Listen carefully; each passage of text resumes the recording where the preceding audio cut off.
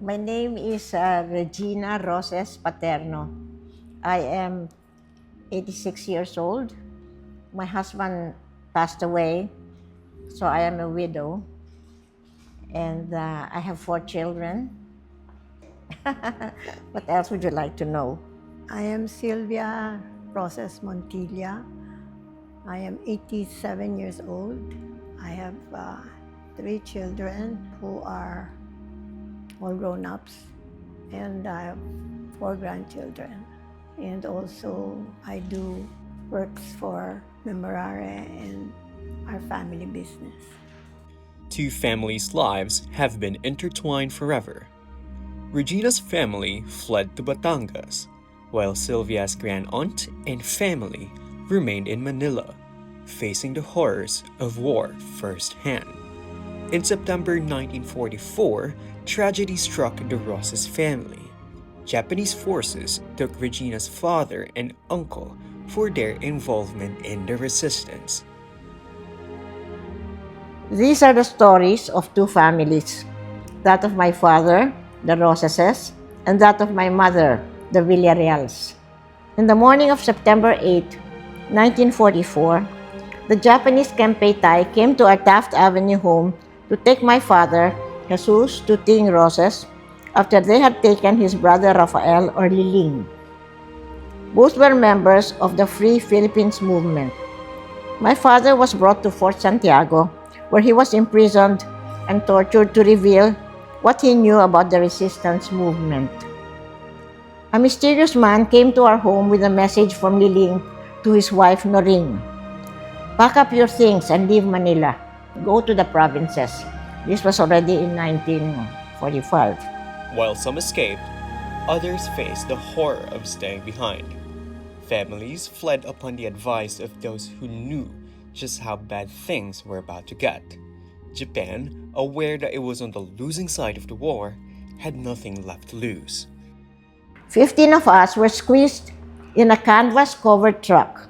Sylvia and I were only 6 and 7 years old, barely aware of what was happening around us.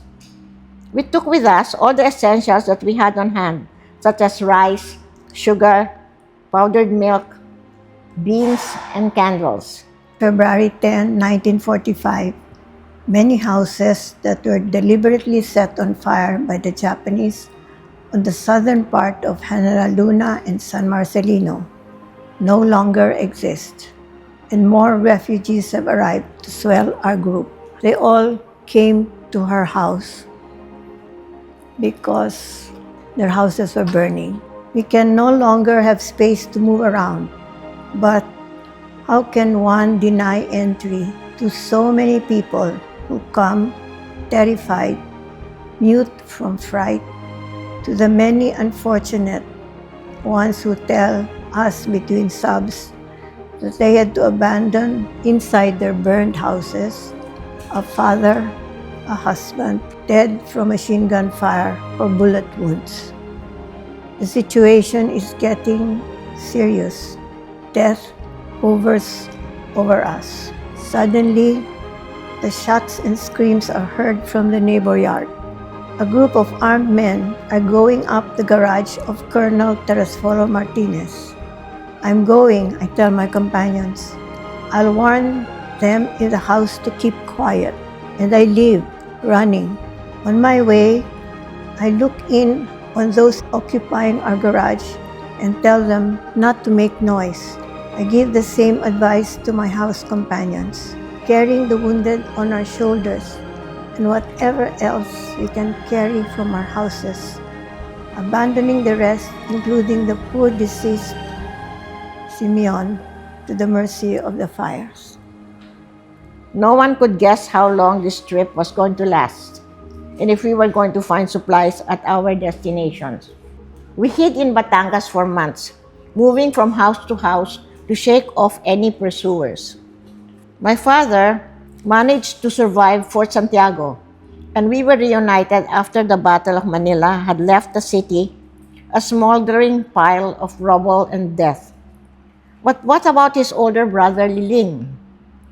I feel that our story as a family during these terrible times would not be complete without telling you about the bravery and the ultimate sacrifice of Rafael Liling Roses Jr. He was one of the founders of the Free Philippines movement. This secret society of patriots worked with the Philippine Scouts and coordinated with any and all anti-Japanese groups.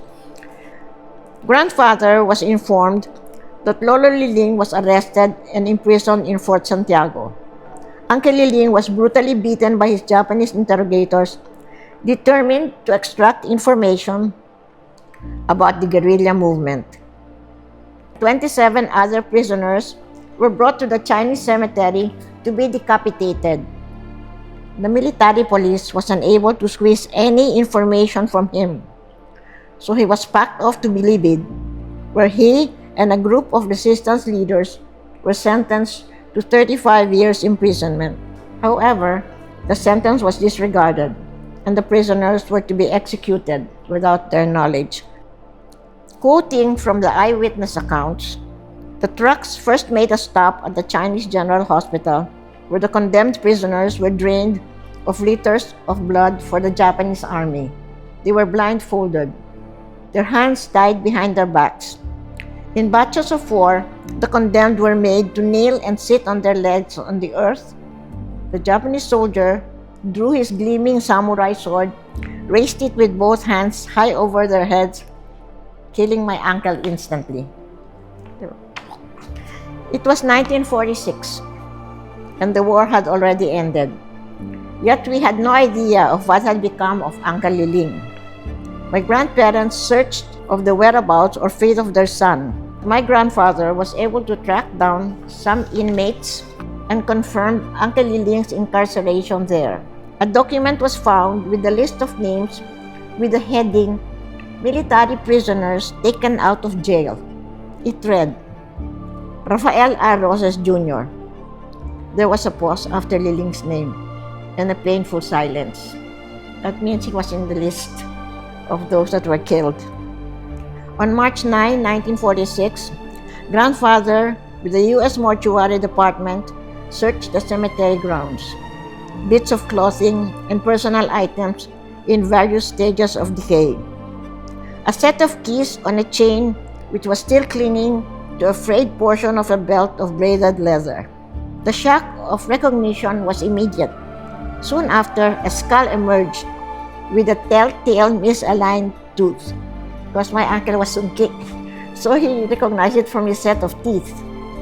Grandfather found his son Liling's jawbone with marks where the executioner's saber had slightly missed its mark and had savagely nicked across his jaw. Uncle Liling was awarded the U.S. Medal of Freedom for his supreme patriotic sacrifice. And yet, these posthumous accolades did little to solve and heal the wounds left behind for the family. I'm happy to present to you the eyewitness account of my grandmother, my grandaunt actually. She's a woman ahead of her times. She was very modern. She married when she was 40, which was not common at the time. So she was really an admirable person. Her diary says the last 5 days of the liberation in Manila. But I will concentrate on Saturday, February 10, 1945. These were the events that really shocked her. Fire and bullets did not discriminate. Families like Sylvia's grand-aunt faced relentless violence. The following eyewitness account is from the diary of a Filipino woman named Maria Paz Mascuñana. My brother-in-law, Simeon Garcia, is brought in our house, dying. And then a bomb fell, wounding him mortally. Despite our efforts, death is inevitable. His abdomen has been torn in pieces, and in half an hour, he perishes. The Japanese have entered the patio. After dousing with gasoline the doors of the dining room, they set these on fire. Later, from the street, their rifles in hand, they calmly wait and, as in a game, shoot at all who come out to put out the flames. Through the iron grills of the garden, the Japanese are shooting. We have to run to the garage, chased by bullets. Where do we go now? We decide to take refuge in General Hospital, but it's impossible to leave. And looking for an exit, I enter the killing yard. I see the Rojo brothers trying to get up. These poor boys are still alive, and we did not realize it when we came only 3 hours ago. We are alive, and no one comes to help us, they cry sorrowfully as soon as they see me. I cannot describe the pain and compassion I feel upon seeing them. I want to take them in my arms, pull them away, ask for help, but I can only stammer. We are surrounded by fire and the Japanese, my poor sons, and we cannot do anything. Perhaps their legs are shattered. They are unable to move from their place. Loud footsteps are coming towards me. It is a Japanese soldier who, upon hearing them move, approaches the group of the two brothers and begins to shoot wildly without any provocation. Poor boys. Can I possibly expunge from my mind the horrible memory of such a cowardly thinking? Shall I be able one day to close my ears to the sorrowful echo of these voices and the shots that silenced them? What do they intend to do with us? Do they think of burning us alive? I keep hearing the admonitions of the Rojo boys. Do not be afraid. Fight, fight.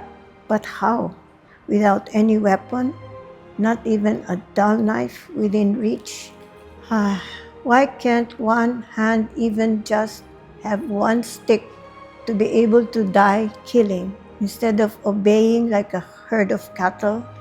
One woman who speaks Nipongo goes to the one who seems to be the head of the gang, addresses him respectfully. What request is she making? What moving request would alter our destiny? They lead us to Oregon Street and makes us go up other passages until we reach our destination. They have taken several of our companions prisoners, and they are imprisoned like hostages. There is a cannon in the vicinity, and it fires unceasingly without respite. We are half deaf from the bombings which have not stopped. The lack of water is felt most by the wounded. Children are dying of thirst and discomfort, and there is no way to stop them from whining. A poor woman, overcome by so much emotion, suffers a nervous attack and keeps on crying and screaming, becoming furious when people try to calm her. Screaming, she announces that there is Philippine money among us, and we shiver in fear as we all remember the death threats we were subjected to when our houses were being searched for the forbidden money. They speak of silencing the unfortunate one by knocking her down. How cruel fear and cowardice can make many of us. I am exhausted, but the new dawn is breaking before I manage to doze a bit. It's the end of September 10, 1945. As I had mentioned earlier, this is a story of two families. My mother, Alicia, had decided to escape to Batangas with her in-laws, the Rosases. Her parents, on the other hand, decided to weather the storm in their house on Vito Cruz Street. And this is where the terrible tragedy of my mother's family begins. Grandfather was a respected justice of the Supreme Court. He graduated from the Imperial University of Tokyo and spoke fluent Nihongo. He must have felt that the Japanese would be more reasonable and civilized, but as we all know, war is pure madness. These were the waning days of the war. The American soldiers had by this time surrounded Manila with superior forces, and the Japanese troops in the city had gone crazy. That afternoon, Grandfather Antonio and Grandmother Pasita were headed home from the bank because they had decided to empty their vault on a tip that the Japanese were going to confiscate bank accounts. At 4:15 that same afternoon, Japanese soldiers showed up at the Villarreal home and at Pax Court. There, they were gathered in the center garden with all the residents, including the children, with their hands tied behind their backs. There were 19 in all. They were led to one of the apartments and made to kneel facing a wall. The Japanese proceeded to pile all the furniture in the room into a half circle and topped it off with cushions and pillows. The soldiers then doused the walls of the house with gasoline and set it on fire. Not content with burning the entire group alive, a Japanese soldier took from his pocket a small hand grenade, pulled the pin, and threw it towards my grandfather. It exploded and killed my grandfather instantly. My grandmother jumped up to her feet and walked towards the Japanese and said, "Tomodachi, Tomodachi." That means friend, friend. At that time, one of the Japanese shot my grandmother to the forehead with a rifle, and she fell to the floor and died immediately. I find that merciful that they died immediately rather than being burnt alive with the rest of the group. The Japanese soldiers proceeded to set the other apartments and the main house on fire. No bodies were ever found. No traces of the hellish atrocities committed on my family were uncovered. Just ashes, and the pain and agony left for our imaginations to contemplate. I will quote something from my grandmother when this was all going on. She lost two houses during this liberation time. First house was near the headquarters of the Japanese, and the Japanese burned that headquarters and went to her house. And that house was the house where she had all her precious furniture from her parents, grandparents, beautiful paintings, sculptures, because she was a woman who loved art. And so maybe I'll quote when that thing happened. My house full of memories and legacies of my parents and grandparents, I have to abandon you. For a moment, I am in a daze, what to save from the fire, which is getting closer. I feel its scorching breath, and by now, house like hurricane. Then she is dazed, but then she says, I abandon my house and my treasures. And then Letong, her Chinese cook, comes to her and tells her, Senora, Senora, we have lost all. We don't have a house anymore. And I answer him, wringing my hands, don't cry so much. Never mind the house, never mind its contents. We are alive and the Americans are coming. I think my message is, her message is, bad times come, property, everything can go. Life is important, and we must make life significant, important. And also from her and from me, her last words were, when the Americans came, she realized a new life was coming. At last I can cry, because she never cried. With the atrocities, with the suffering, she never cried. She never could cry. And then she said, I thank God that all this time that I could not cry, now I can cry like everybody else and laugh because liberation had come. But she said, it's because I am human again. I can have a new life. I can look forward. I can be happy. And very important for her and for me, I can make others happy.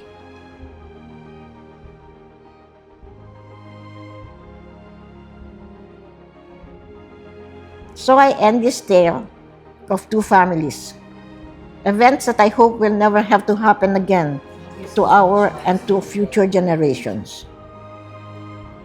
In these troubling times of new conflicts all over the world, let us remind each other that there are no true victors in war, only victims.